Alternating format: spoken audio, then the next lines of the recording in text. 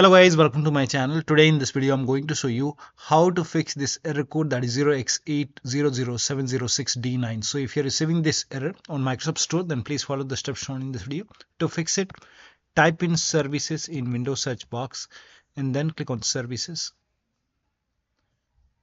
Now scroll down and find storage service in the list. Once you find storage service, make a double click, set this to automatic, click on apply.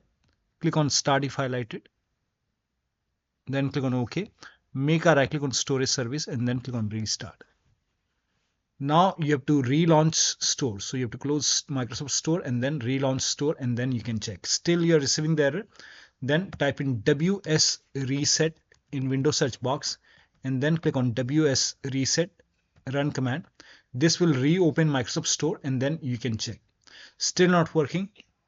Then type in Microsoft Store in Windows search box, make a right click on Microsoft Store, go to app settings and then scroll down. Over here you can see terminate option, click on terminate and then click on repair, and after the repair you can check. If that does not work, you can even perform reset, and after the reset you can open Microsoft Store and then check.